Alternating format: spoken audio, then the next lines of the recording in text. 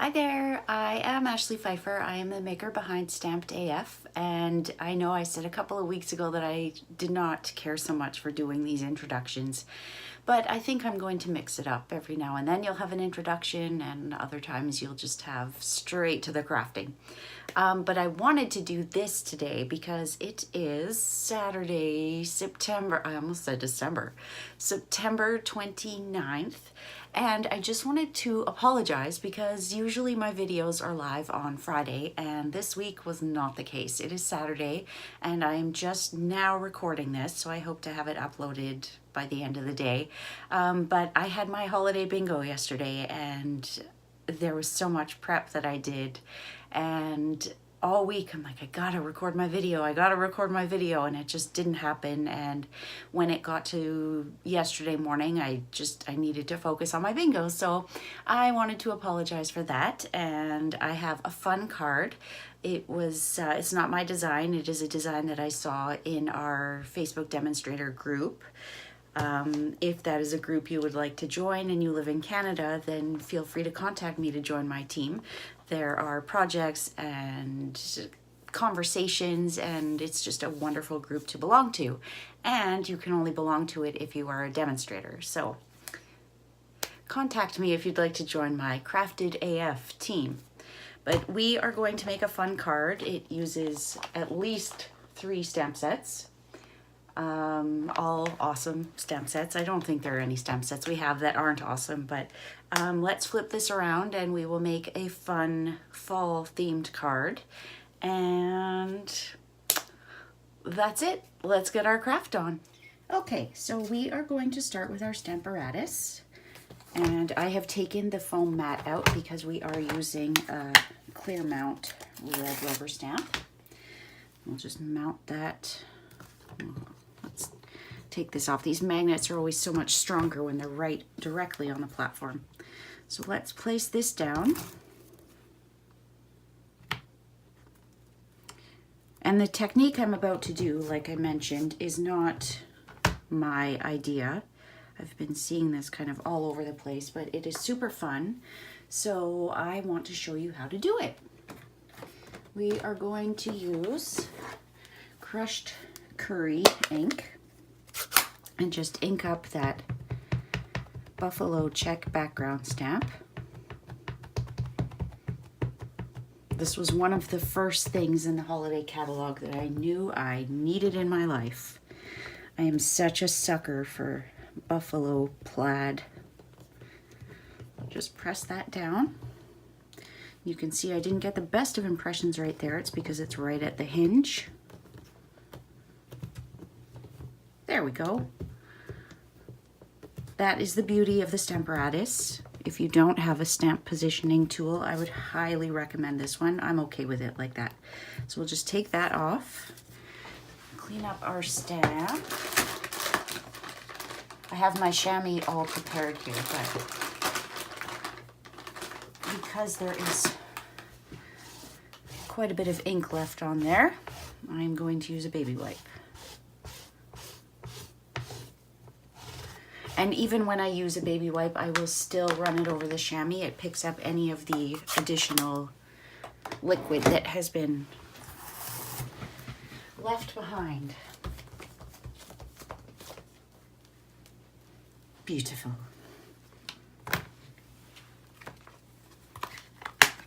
Sorry about the glare there. I'm trying to give you good light. That's the only problem with using the Stamparatus on a video. I have officially run out of room in my little stamp storage here, so I am trying to come up with alternate ideas, but right now my background stamps are not stored in alphabetical order, they're just on top. It seemed like the easiest way to add some room. Okay, so we are done with the Stamparatus, and in turn the glare. So there is our beautiful background.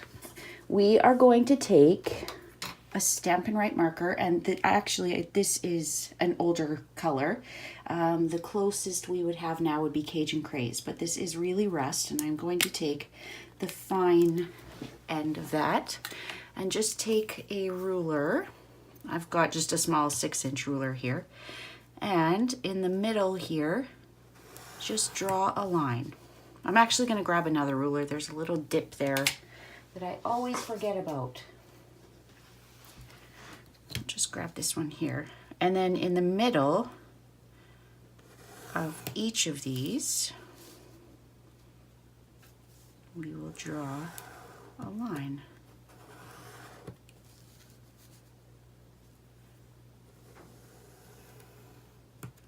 I find that the slower I go, the better coverage I get. If you wanted a thicker line, you could certainly use a Stampin' Blend. But I want a nice thin line going this way.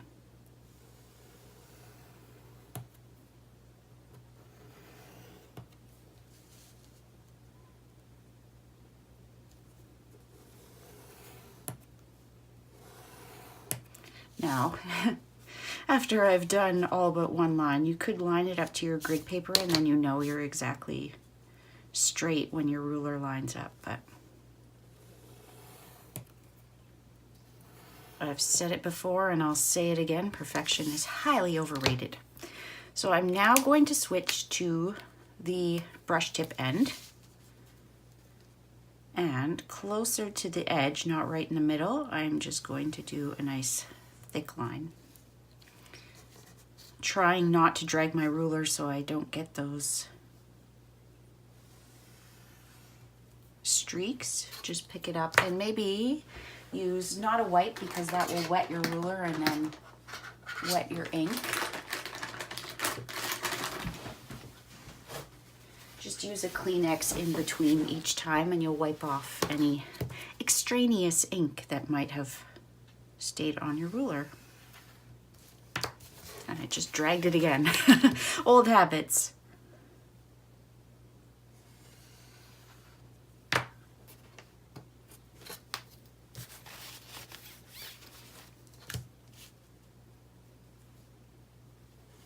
So this is a nice, easy way to change up a background. Now what we could do is do another thick line in here, but I'm satisfied with it like that. I've said before that sometimes I have a tendency to go too far and then I end up ruining what could have been a perfect design. So let's just stop it there. I'm just going to touch up that tiny little spot. Okay, so that is it for the background. Now we will take our Painted Harvest stamp set. Take out these 3 pieces. They don't adhere very well to my stamp anymore. So we'll just take a piece of this. Has a little water ring on it, so it makes a perfect piece to use without wasting that whole sheet of paper. So we are going to use our crushed curry again.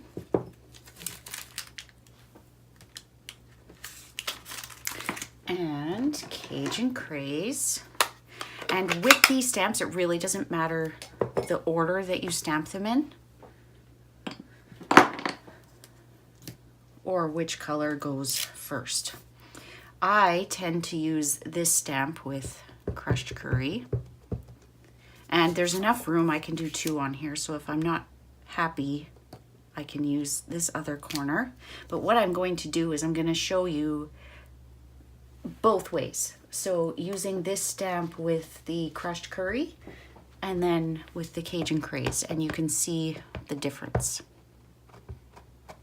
My Cajun Craze needs to be re-inked. There we go. Nice and subtle.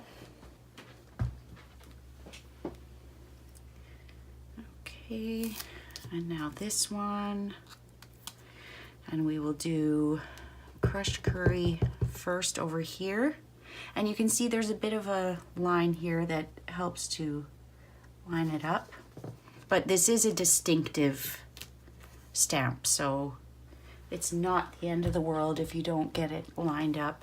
It's supposed to look artsy.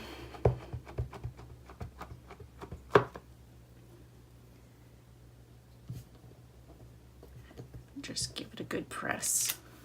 And there you go. You can see it does look a little bit different. I'm gonna go with this one, which was my initial thought. And alternatively, actually, I'll show you one more option. We'll do it here since I'm not using this one. You can do both layers in crushed curry.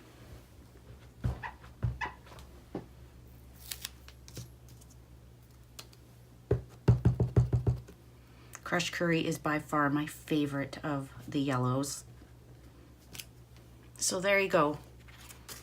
Pretty different. I'm gonna use that one, but you can see the difference that it makes.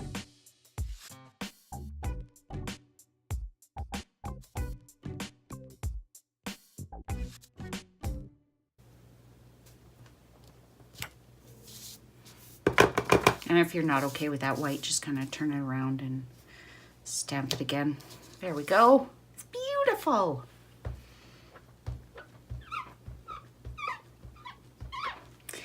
Now, you could fussy cut that, but I have an easier, better option. Use the scalloped circle punch, and it does take off just a tiny bit, but so easy. So much easier than sitting there and trying to fussy cut all of those little petals. We'll hang on to that scrap because it might work for our sentiment. So we'll use a piece of vellum, but I also have another idea for right here. So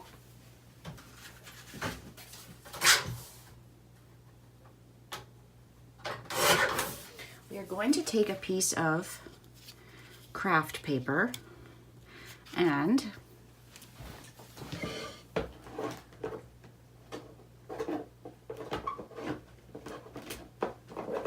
we will use the gorgeous corrugated, but I also want to banner my ends. So before I do the embossing, I am just going to grab my tailored tag punch.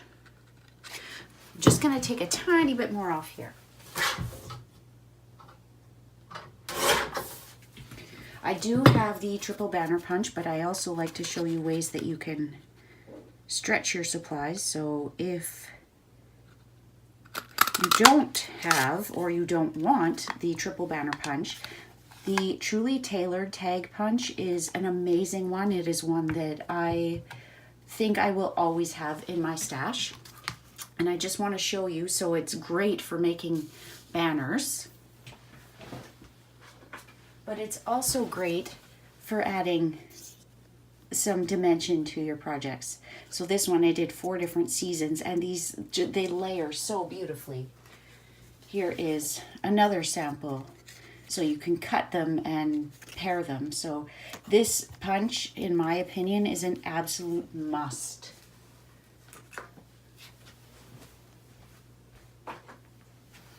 Okay, so let's run this through. Now, with the corrugated embossing folder, I do find that spritzing my paper with a little bit of water in a Stampin' Spritzer is the best way to avoid cracking. I'm not going to spray it on my table because I don't want it to be wet, but just give it a tiny spritz. You can do one side, you can do both sides, completely up to you. And I've just got my big shot out of the view here, but I'm going to run this through. And remember that this is a textured embossing folder, so you just need your platform and one clear plate. And you could do that where the lines are going down or across. So just adds a little bit of texture. It's almost like adding the dimension without the dimensionals. Okay, so just take this out of the way. And I'm going to cut this so that it goes to the bottom and across. So the easiest way that I can think of to do this is just to draw, whoops, a line where I want it cut. And you don't need to trace around the whole thing because you're just going to line up on your cutter. will bring my cutter in. So the first cut, I'm just gonna line it up here. And it's hard for me to see it, so chances are you're not gonna see where my marks are. But I'm just lining up my pencil marks on my blade. And this way I'll be able to use this vellum, these little cut-offs for something else. I mean, chances are I'm not gonna find much of a use for that, but it will go into my scraps, just in case. So these are all very weird offcuts, but you never know. If this is your first time watching one of my videos, I do keep all of my scraps in Ziploc bags. So I'll just pop that in there, and then when I need a piece of vellum, I go to my scrap bag first before I go and cut another sheet. And there are bags for metallic paper, glimmer paper, all of the seasonal DSP, everything. I just need my eraser. I can see there's a tiny bit of pencil left on here.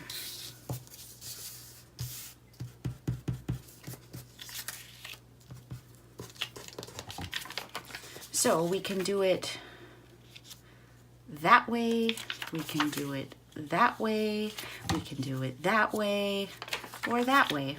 So we can just play around. I'm actually kind of liking this way. We will place this here. I love being able to play around, so don't adhere your pieces right away. You may have, I mean, I designed it so that it was going to be like this initially, but I may change my mind and have it go in the other way. Especially because that's too short there. So let's see what it looks like on this side. Love it. So with vellum, you have a couple of options. You can use the wide end of your Tombow and spread it all over. But what I tend to do is just use a glue dot in strategic places where it's not going to be visible. So I found my other paper piercing tool. If you follow me on Instagram, you probably saw that this morning. I was so excited. I was getting ready for my bingo last night and I went into a spot that it never should have been. I don't know how it got there, but I found it. I have another one now, and I have the take your pick tool, but I think you could probably never have too many. Okay, so I just changed this again, but just place them down in your corners. Because there's pattern there, it's really not all that visible. And you could put part of one there.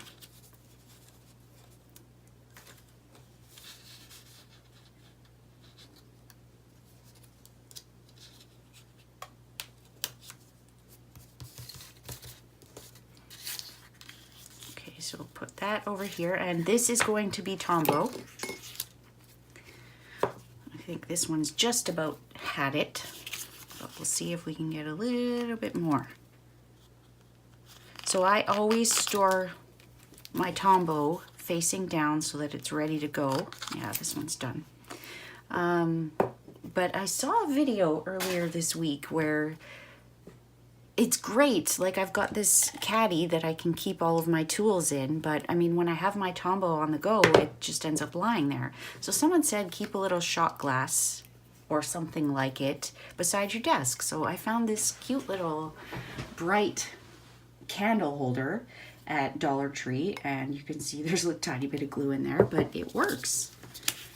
I just have to remember to use it instead of putting my Tombow down.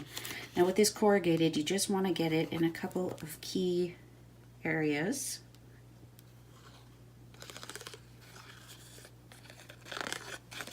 Just so that it makes some contact with your cardstock. I'll move that over just a tiny bit to cover that glue dot. And that will go think I want it off center a little bit. So now we will get to our sentiment. I've got some metallic copper wire here, and we are going to do some embossing. So I've got my embossing buddy. We will get our copper embossing powder.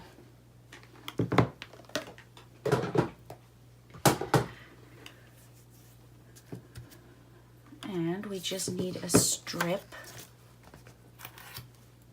of white cardstock, and it's gonna be too close, I think. So this is when I go to my scrap bag, and you can see I've got a million scraps of white.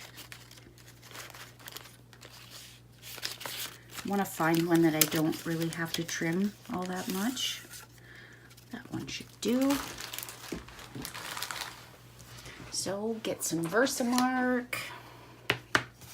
Just go over our paper. And now I haven't been using an embossing buddy, and I did find that some of my tags had some extraneous embossing powder, so I finally broke down and got one.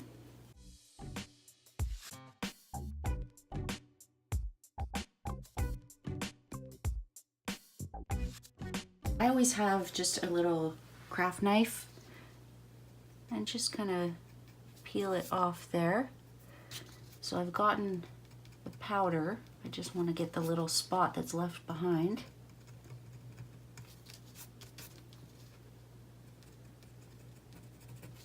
Now, one of the Tombow mono erasers would be great, but I ordered one ages ago and it still hasn't arrived. So I'm just going to try my adhesive eraser, which made a bigger mess.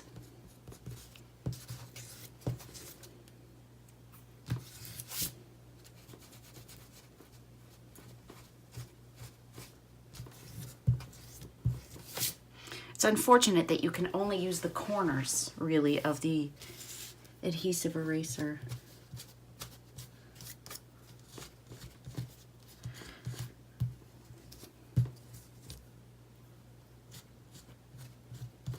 Okay, there we go. So I want to banner that. I may trim it down just a little bit as well. And I just eyeball this. Isn't that beautiful? This, another wonderful year. I've put all of mine in one case, but they're just so beautiful. I mean, what sold me was just a friendly hello, and then I put my case back here.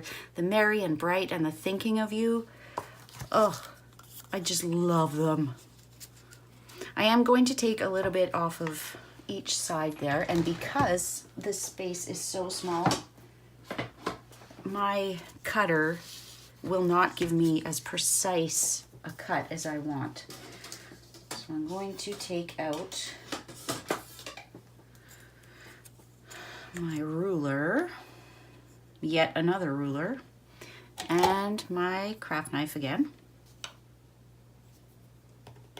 and just take this off. And I keep, this was once a large sewing mat, but I like having a small craft mat on in my area. I found that when it was the full size, it was just a pain to take out. So I cut it up, and it's now accessible. I keep a couple of them down tucked under my worktop. Okay. Now, because I've cut those like that, I'm just going to take my block and smooth it out.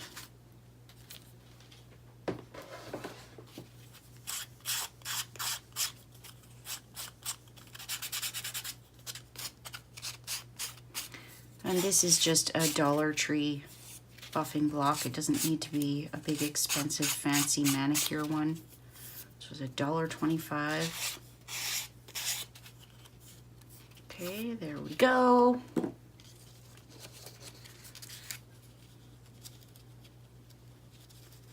gonna take off just a little bit more. I do like you to see that when I'm crafting, it's not all necessarily figured out in my head. I haven't made this card yet. This was an idea that I saw and I wanted to make it my own. So I'm figuring it out as we go. So we'll have that there. And just to bring that copper together, we'll put in. Now, this isn't on a card base, so we do still have a little bit of room to go on the other side. So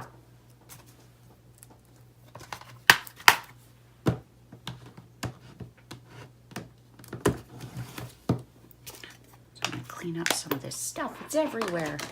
See, Tombow lying down. Let's take some of our copper metallic.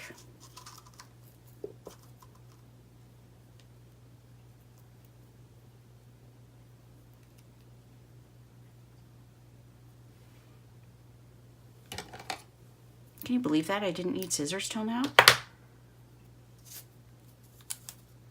Just pop it on your glue dot.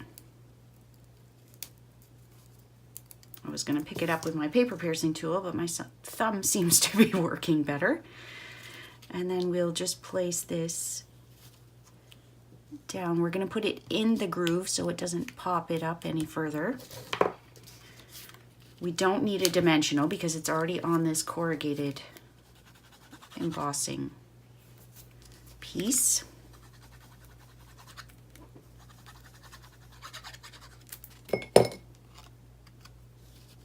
Oh, I do want to pop this up on a dimensional because this, the end of it will be on there, but this will not. And one more little snip. So I get to the end of the text and I backtrack to make sure that I'm not cutting off my letters because I don't want to have to go and emboss this all over again. So we're going to grab a full-size dimensional and just pop that near the end. Put on a little bit of Tombow.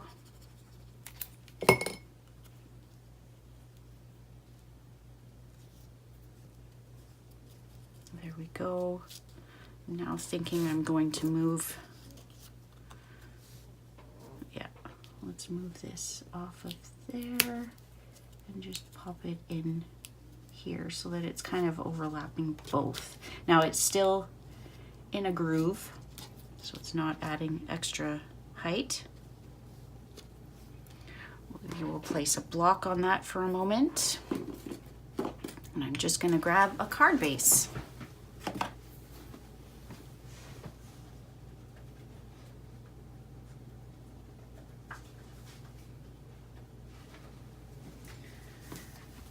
So we can put this on a crushed curry card base or craft, but I am thinking we're just going to mount it on here. And you can see this was a full, it was a mat that wasn't cut down, so it does go the full 5.5.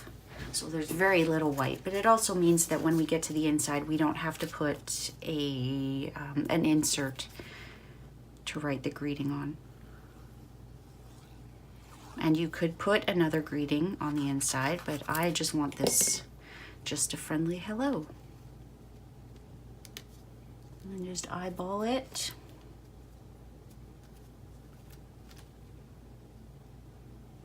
I like to just press it down for a moment. Now the other thing I just thinking we might add is a pearl.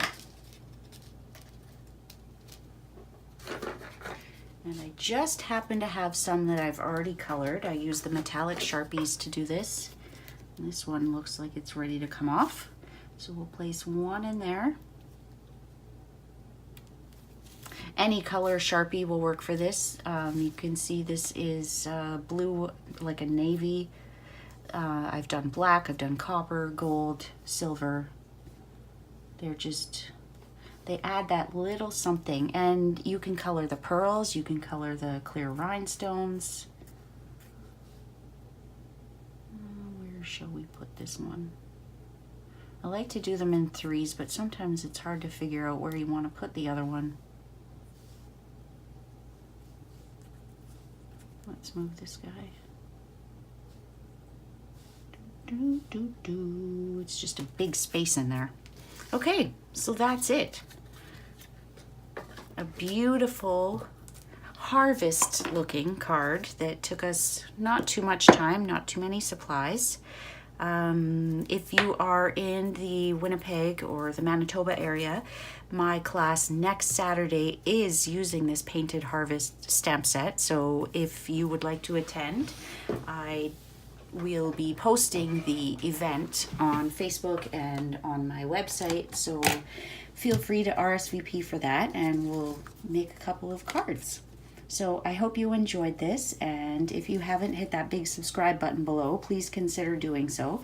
I have a new video each and every week, typically on Friday, and you will learn techniques and lots of fun stuff. So I hope you will consider subscribing. Thanks for stopping by. Bye, friends.